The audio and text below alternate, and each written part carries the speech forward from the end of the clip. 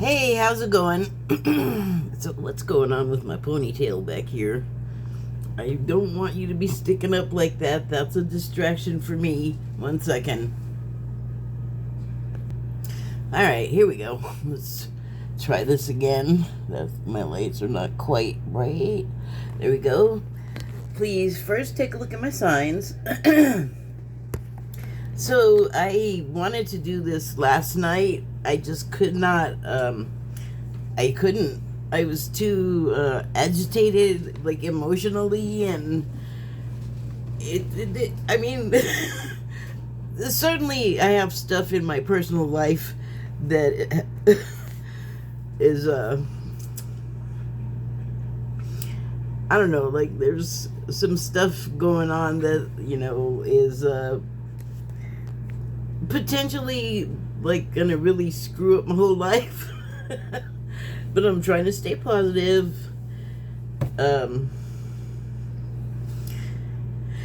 Anyway, it's not just my personal life that is potentially going to be screwed up. It's like federal employees, anyone that is on social services. That would be me.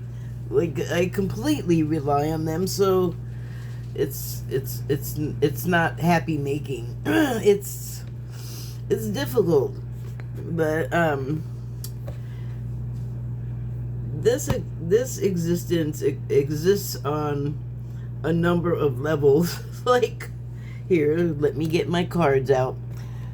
So I actually made a video I was very happy with earlier, and then I went to upload it and it was like, you don't have any space, and I was like, damn it. And then I accidentally deleted that good video that I was so happy with. And I have to be honest, I was pissed because I wanted to do it yesterday, and I finally had gotten to a place where I was like, okay, I can do this because I feel like I have something to say. And in the other video, I read a piece that I wrote earlier, but it made the video long, and for some reason people don't like that, even though you can pause it and you don't have to sit through the whole thing at once. It's not, you're not being forced to eat your vegetables. You can come back, but that's just me. So the reason why I'm reluctant to even worry about whether a video is too long for people or not is because I started doing this for myself, so I'm gonna keep going with that because I feel like more and more I have so little that I can call just my own that no one can take from me. I don't want to let go of that, so but there you go. Anyway, now I forgot what else I was gonna say. It's now amazing. It'll probably come back to me. So yeah, the piece that I wrote, I am gonna link, because it's topical is the thing, It's like absolutely about what is happening right now. Like I always say, I'm just gonna kind of try to keep my comments to the United States, but I know our neighbors are not at all happy with us. Our territorial neighbors, Canada and Mexico. A lot of us Americans are just not loving the way any of this is going down. So I pulled some cards because what I was writing about was the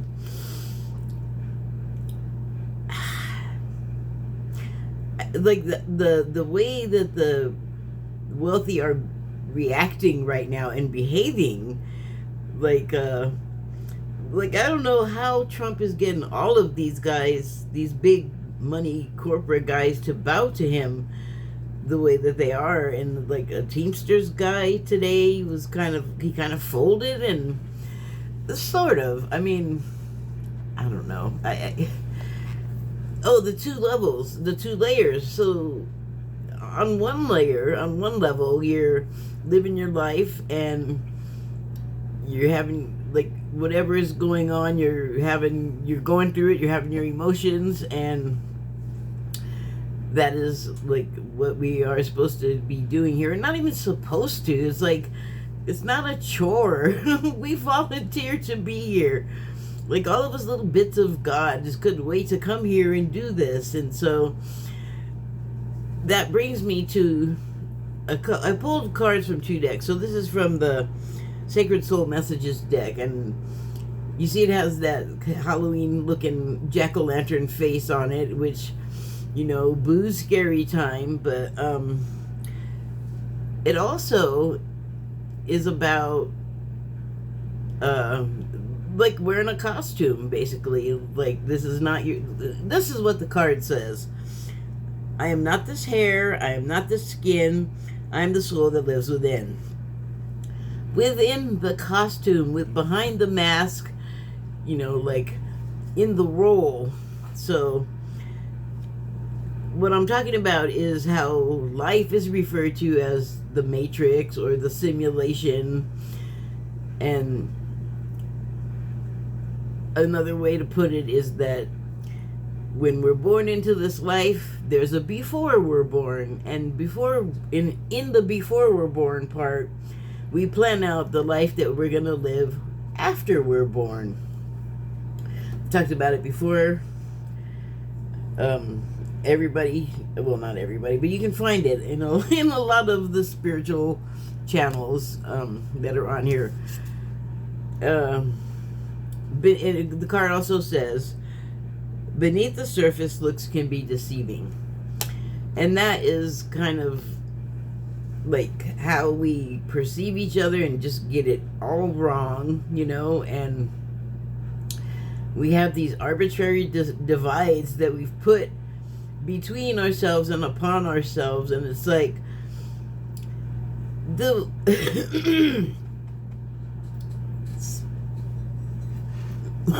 hold on.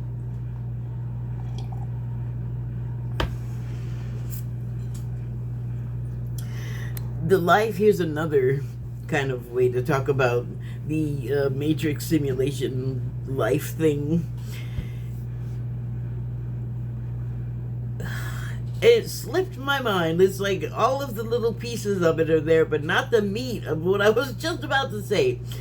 Let me see if I can get it back. Oh, right. So it's like the life we live is like that dream where you're like, if I get killed in the dream, do I die in real life? Which, you know, will I be dead? Like, will I wake up dead? Which,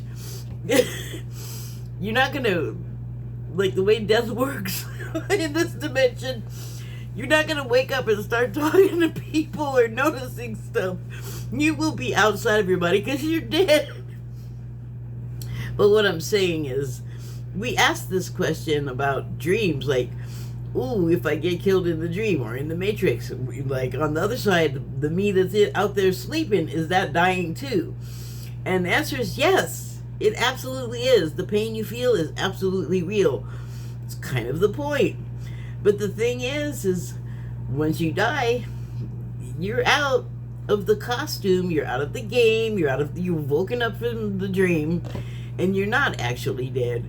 Your body back in the dream, in the simulation matrix thing, that may not be in such great shape.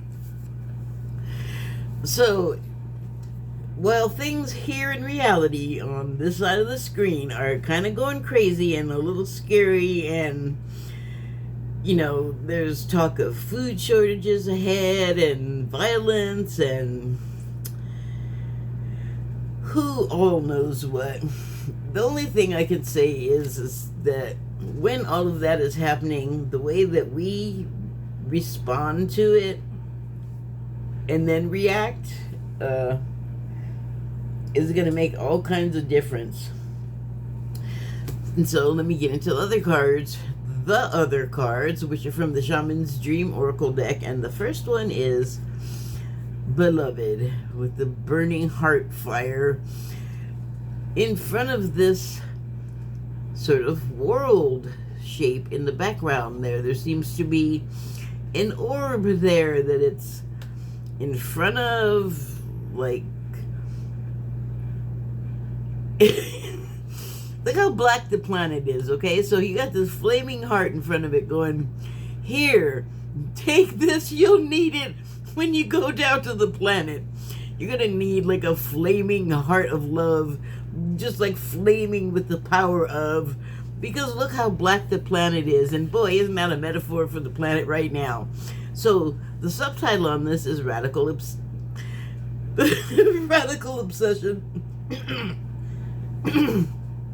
That's not what it says. It's radical acceptance.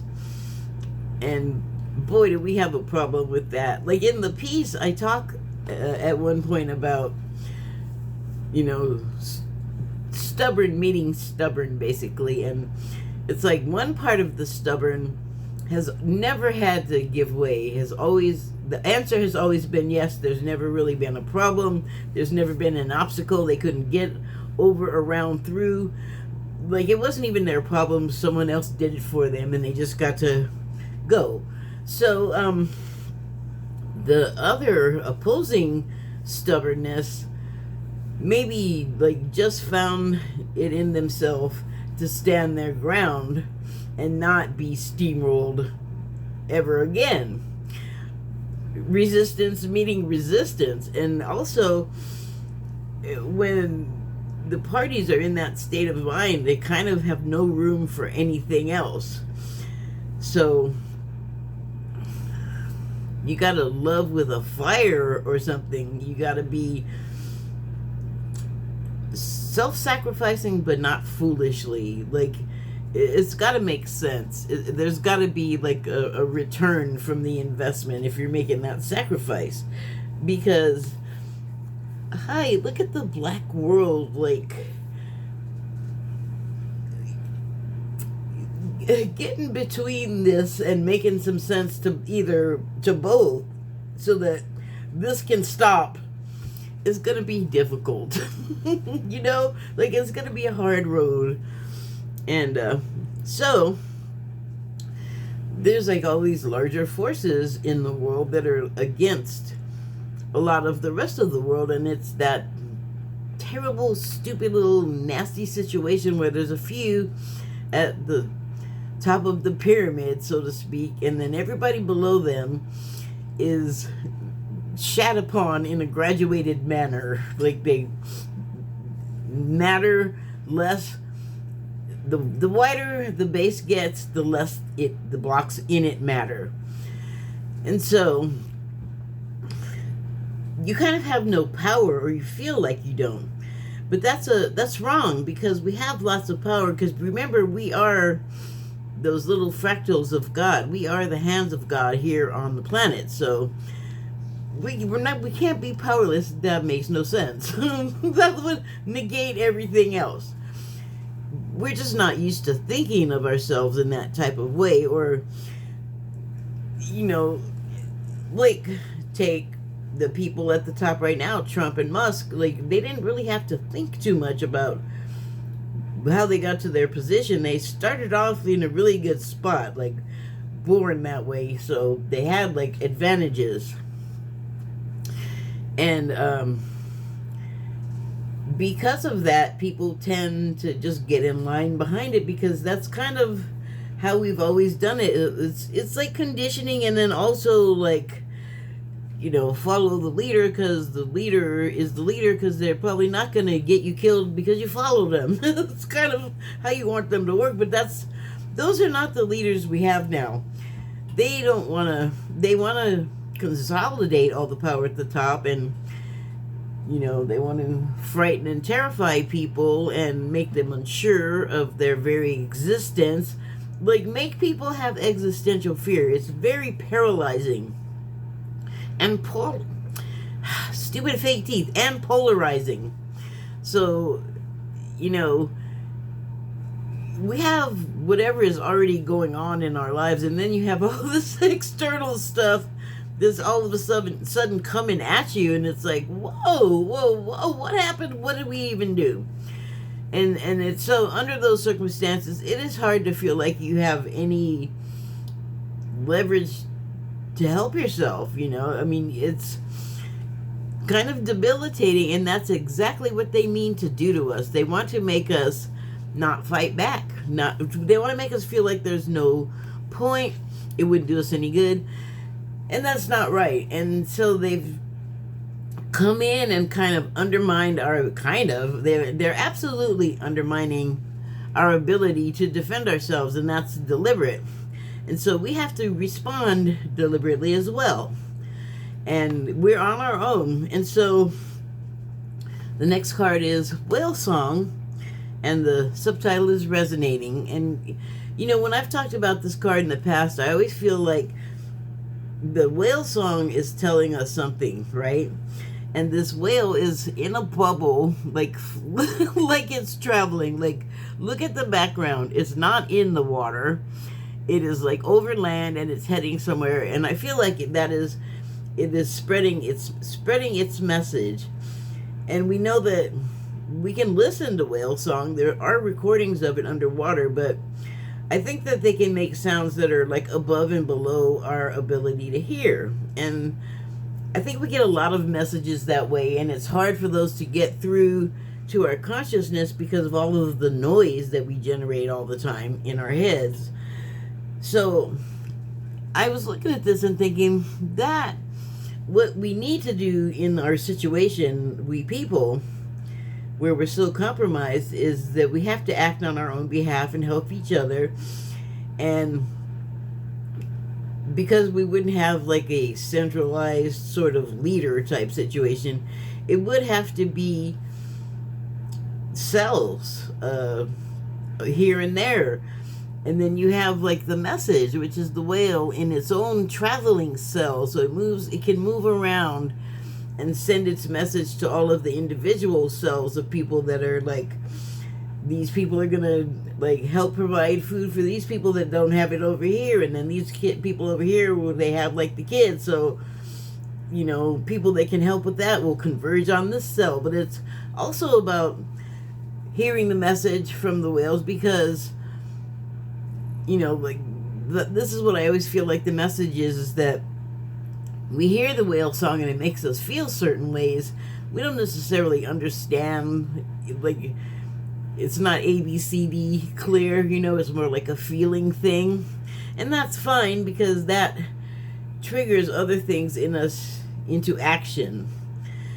But so, I feel like the whale in the orb is traveling around and it's spreading a message. And I feel like that's a metaphor for what I'm sure we already are doing that. But I don't want it to be like, I want to be absolutely clear when I'm talking about cells. I'm not talking about prison cells, which are like square, which is bad for your, what is the word? They make you feel terrible. So, and then I'm also not talking about cells of, or in any kind of way, malicious and violence. That is absolutely not what I'm talking about. I'm talking about using our words and bartering skills and goods and services. That's what I mean by cells. Do not misunderstand me. I'm saying it 100% clear. I am not talking about violence. I'm talking about words and actions that are helpful, that despite everything going on, there are people that do want to help because they don't know you, but they still care about you. Because you can be the biggest loner in the world. You can be, what is that? You can be an agoraphobic, where you just, like, you physically can't leave your house. But you know what? You don't do everything for yourself. Like, you can call up places and you can order stuff, but you need all of the other people that provide and produce all of those goods and services. Like, nobody's doing anything by themselves, and I think we forget that. Especially when it's like rich people talking about what they achieved and accomplished. And it's like, your perspective could be skewed. Speaking of which, the next card is Eye of the Needle, and the subtitle is Intentionality. So, there is a Bible story, proverb, I don't know, they call the stuff in that book so many different things, and I never remember to find out what each of the monikers for stuff means, because I don't know, it doesn't feel like a priority.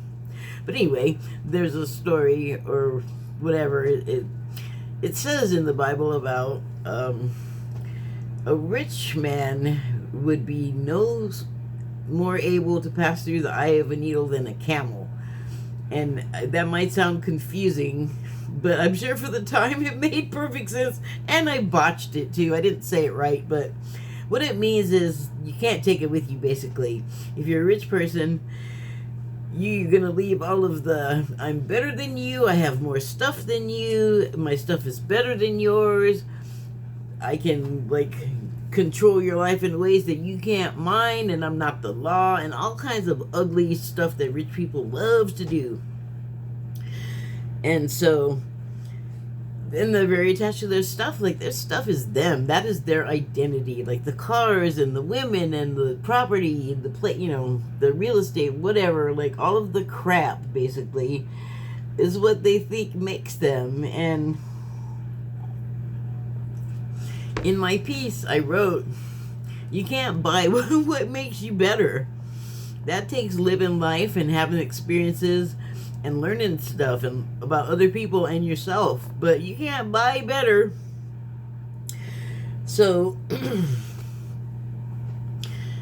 that's very much something that's happening in the United States right now with all of the rich tech guys. Like, all of a sudden they're running everything, and one of them is just diving into stuff he knows nothing about. And just, do you ever see, I'm so old. There's a Warner Brothers cartoon about a gremlin, which is, oh man, I'm really old. A gremlin is what they called trouble with like the airplanes while you're in flight. Gremlins, because they were maintained, and so nothing should have been going wrong. But planes were kind of young. Even in World War II, they were, air... I had the word. Air stuff. Airplane stuff. Not air agriculture. Come on, brain. What are you doing to me? It's trying to talk to me while I'm trying to talk. Anyway, the craft of flying airplanes, or just airplanes having been in existence, it wasn't that long. So, and still today there are gremlins. But anyway, they're not an actual like thing like the fable or fairy tale or storybook, whatever. There's a movie called Gremlins, and that is like what one might look like, but they're really engine trouble when like pilots are talking about that. So there's a cartoon from like the 40s, obviously, because it's got gremlins in it, and this particular one is funny because you can see the gremlin, and it's on the wing of the plane, and it's just like opened up a panel somehow with his bare hands, and it's just ripping out wires and components and just tossing them, like with the intent of bringing the plane down. And it's like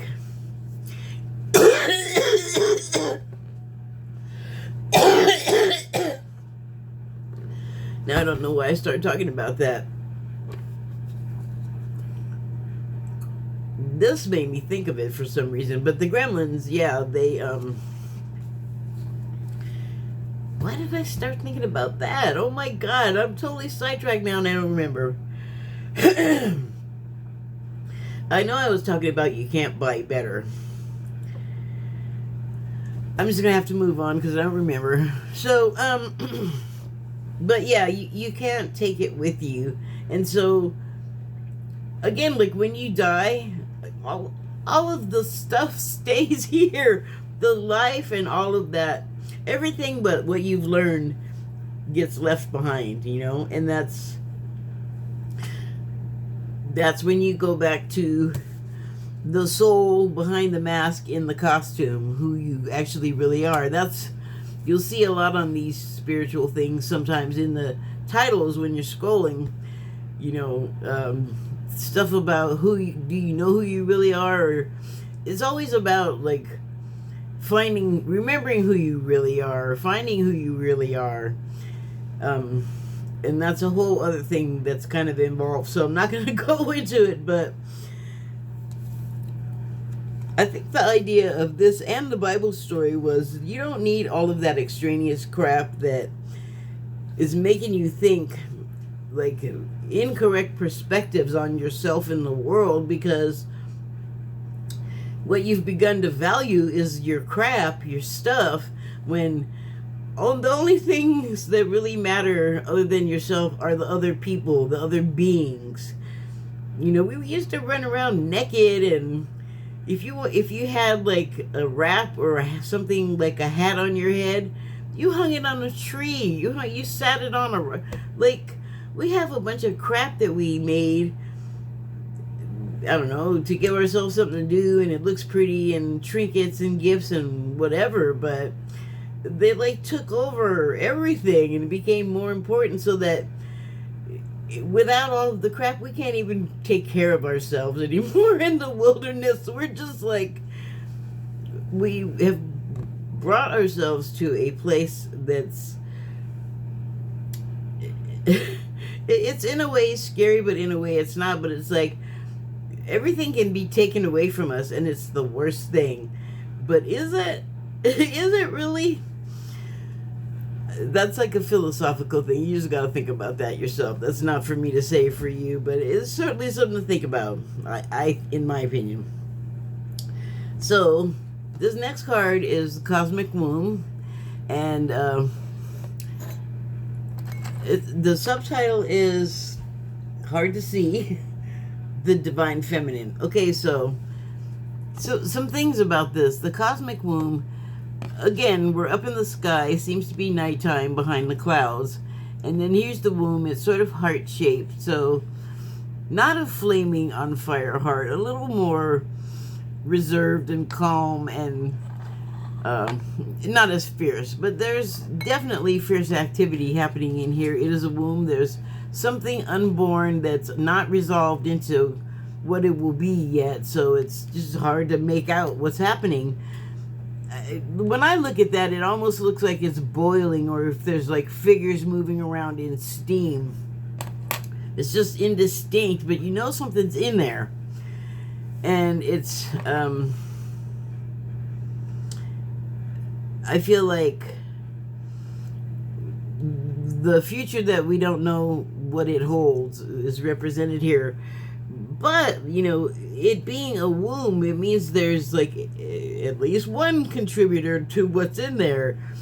And you know, more than just like the in there part of the equation. So I'm saying there's two parties involved, and they have both contributed. Wow, that came out weird. They have both contributed their essence to the womb there. And so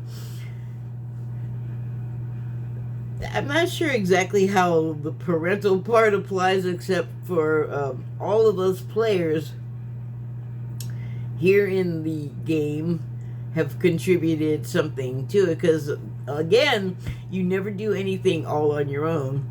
You couldn't, like, somebody had to make the thing that you're doing or riding in, driving on, like whatever it is. Like, if it was just you doing stuff, you'd be naked sitting on a rock in the woods, and that would be like you, your body, yourself. That would be the whole contribution that you would have to add.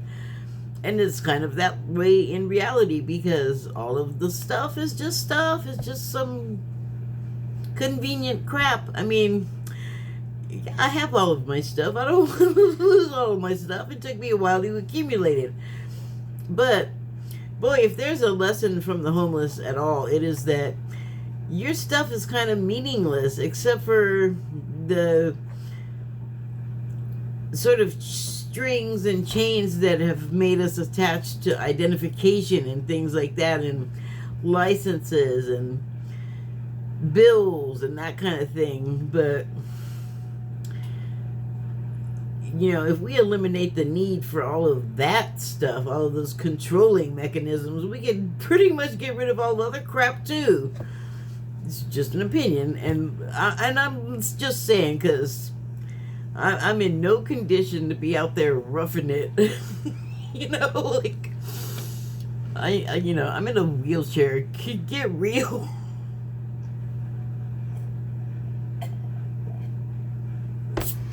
Anyway, next card is Perfect Storm, and the subtitle is The Courage to Step into Life.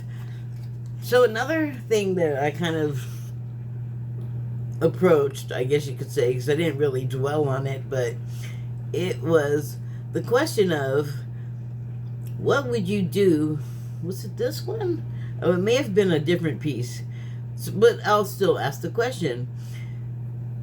When I was younger, or I guess always, I have always wondered, what would I do? What part would I play during the civil rights era when those were being set up for, people think it's just for black people, but it's not. Civil rights are civil rights for people. It doesn't matter what stripe. But anyway, I have wondered, how would I react, or how would I have reacted in Nazi Germany, or whatever historical terribleness that could have gone better. How would you have made a difference? And honestly, I never had an answer. I don't know, because, well, in a lot of my life, I was able, so probably I would have attended protests, but I feel like I'm not brave in that way. Like, I don't know if I'd be in the front line of getting bitten by dogs and fire hosed up the street. Like, I don't know. Even able, I don't know if I would have been brave enough to put myself in a place like that, but I had never had to be confronted with a situation. These days, we all are now confronted with the reality of what you're going to do about this, because this is a fucked up mess. Rights getting taken away, changed, and changing the name of bodies of water without consulting the rest of the world, because you got to do that because that's how maps are made. Everyone has to agree on where what is, and oh my god, I don't know how important what it's called is, but everyone should agree that what something is called is where it is on the map. And America's not the whole mappy knucklehead. Anyway, so I'm doing like this and agitating online. Like, I know that I personally have gotten under the skin of one of them, and I can do it again. And the only reason I'm coming out of my more passive, pacific sort of shell is because this is happening to me personally, just like in everything else in the world. Although I don't need it to happen to me personally to understand and feel for people that are having stuff happen to them. But it's, double now that it's like, yeah, this is happening to me, and it's unfair, it makes no sense, it's mean, it's a-hole, and I don't like it. And if I can do more than I'm doing, then I will when that, appears in front of me. But now I'm really not brave enough to go on the front lines of some protest and get run over maybe by a car, because now that's illegal if you're protesting. I don't know how many more states took that up, but it may have been Charlottesville, which is where that happened for the first time that I'm aware of. And then I think Florida decided it was a good idea to put a car against a human body just with no car around them to protect it. Is insane.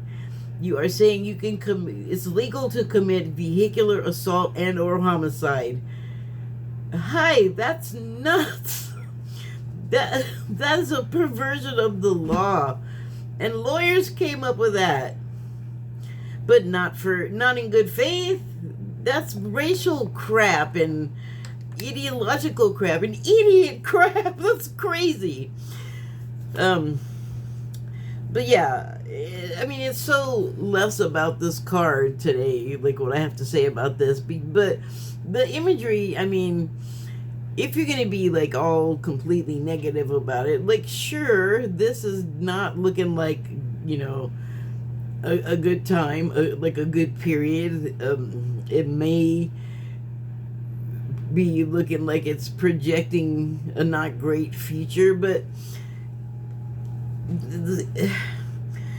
no thing is any one thing, you know, like just out of frame, beyond the borders of this card. You know, this could be under clouds. It could be just be sunny right over here. Kids playing, happy, happy, happy. And that's how the world is.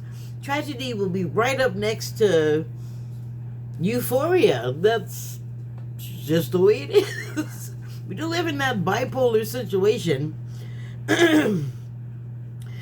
But, you know, that's what we're going through now. And we're learning from it. And we're learning what we do and do not absolutely want.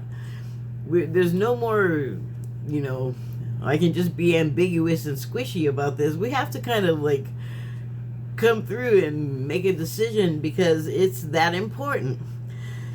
In the video that I made earlier that I accidentally trashed, I made a comment about how Charlemagne the God, when the Biden-Trump election was candidacies were still happening, like the election had not happened yet, and Charlemagne the God was sounding like he was going to go to, like, on the side of Trump, like voting for Trump, and I was like, dude, what are you doing? The dude's a racist. Like, that alone is enough of a reason for me to say, screw this guy, because if you have money, you're still going to have money no matter who is the president, no matter what they believe and you believe. If it comes into conflict, it doesn't matter.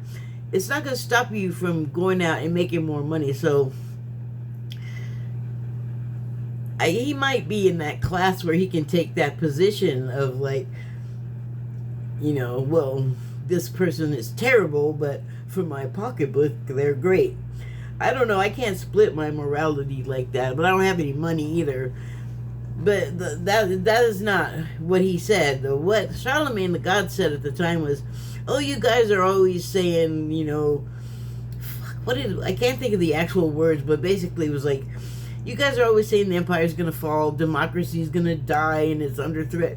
It always has been, under the same forces that have pretty much succeeded finally. They've just been chipping away at this country forever, and it's like a combined effort. Like all of the communist, fascist countries are certainly on their own missions of espionage and sabotage and what have you. But they have a common goal. They want to take this country down because we've been on top too long, and they want to be on top. And more sounds like dumbass man shit. Sorry, but it does. But possessing things and having an attachment to other people's things, you know, like we got one guy in here now that's just gonna come in and take money for people that's already been allocated and designated for, and it's never clear exactly where it's going and what it's supposed to be doing. Like, they're gonna make a slush fund. I don't even believe that much that they're saying. I think it's gonna be just way more subversive and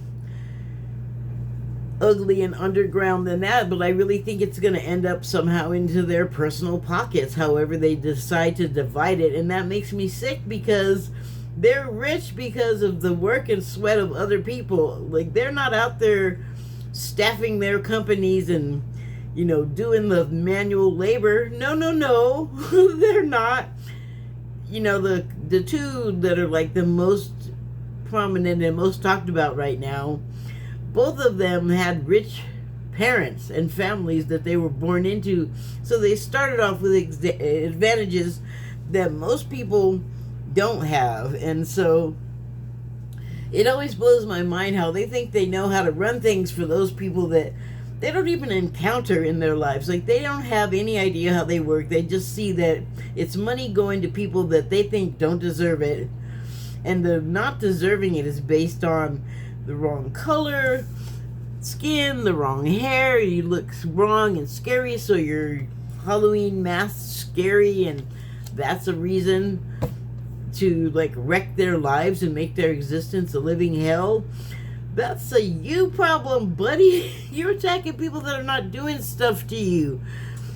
Again, that is a you problem. Anyway, we have to encounter these situations, and then also we should keep this in mind as much as we can, because we can't let it get to us so much that we start really believing it, like this is not real. This reality, this like dimension that we're living is not the real one. It's not the real us. We are here, like I said, to live out some experiences because God wants to experience itself, and we're literally the mechanism for doing that. So the next card is the crossing, and I will point out again the portal that I noticed, because you can see it's a circle here sitting on top of the bridge with a bunch of light shooting out of it, a lot of energy, and it's like what you've gone through, what we are going through, we are eventually gonna come to a finish with, and it's gonna end, and we're gonna walk through the portal, and we will have passed our initiation. Like, once we get through what we're going through right now, hooray. We're in it, but we'll get there. I have confidence in us. And so the next card is Galactic Mushroom, and the subtitle is the Divine Matrix. So when I had the Cosmic Womb card, it also has the subtitle of Divine. And what I didn't say, it's the Divine Feminine.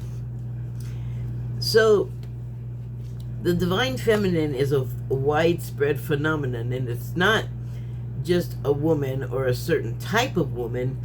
It is a part of each of us. Like, we have like some male masculine traits, and we have some feminine traits, or we'll have some childish traits, or some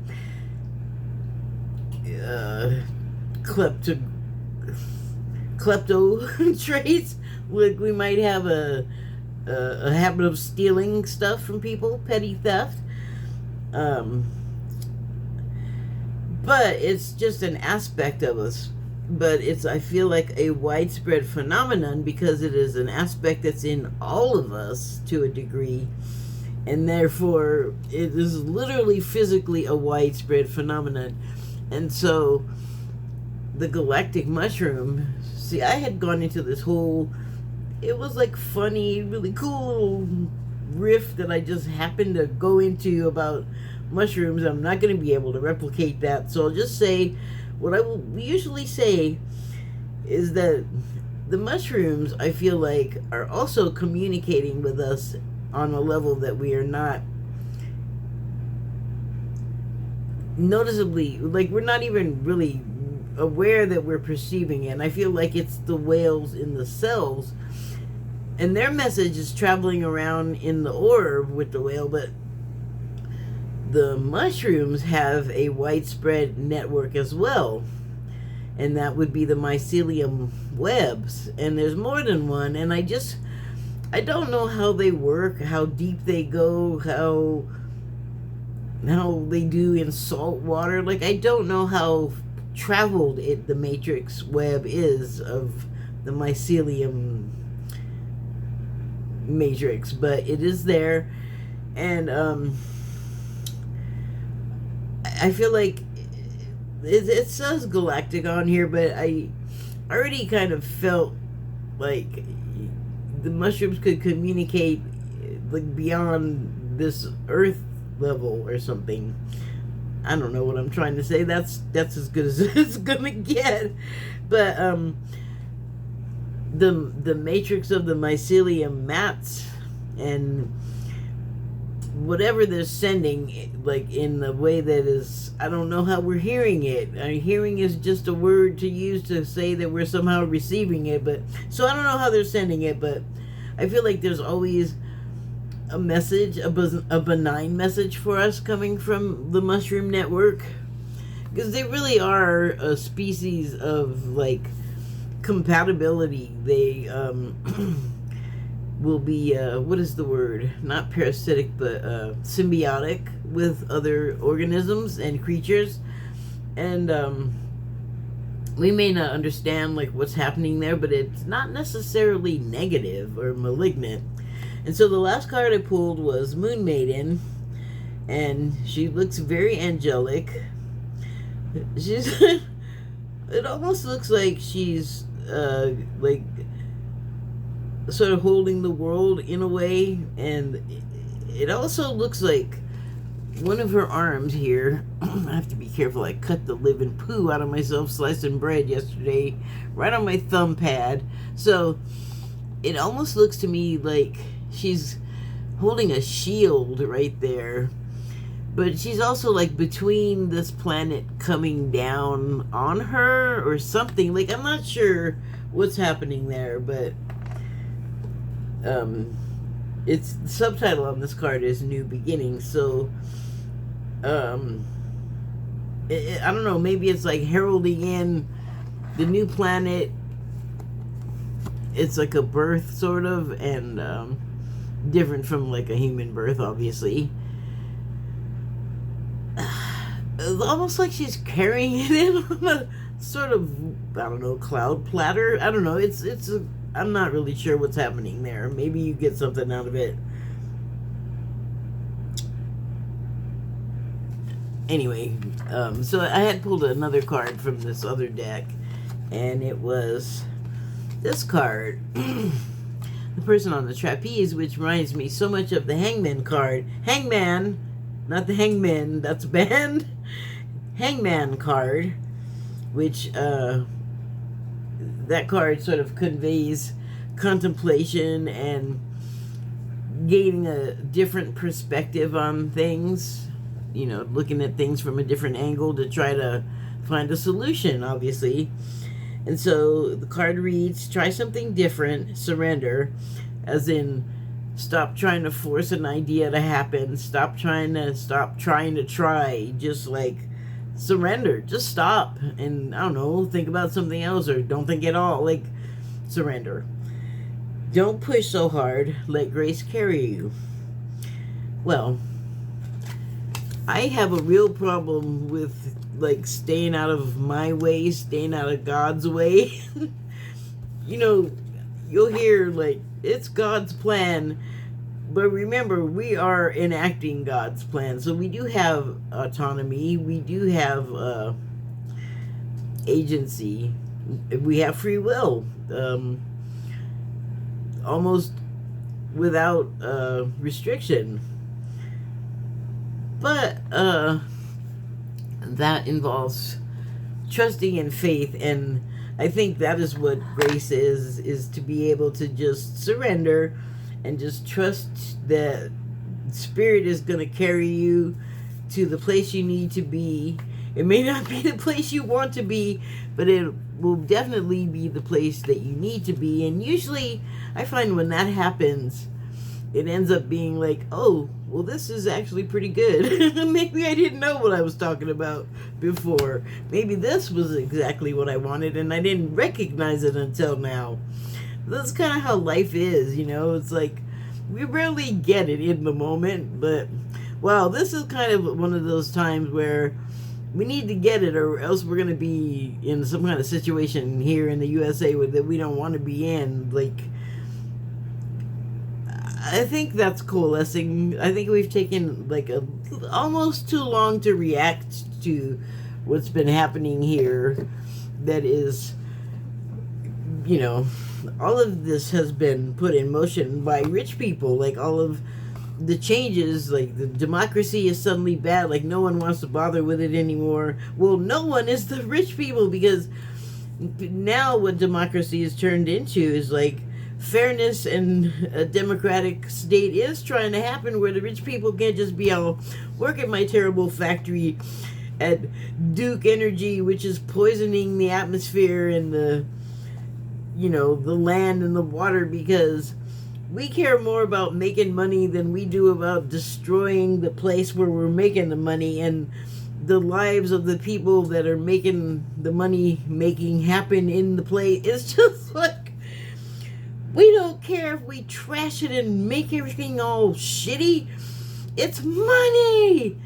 Well, guess what? Money is non-negotiable tender in heaven, bro.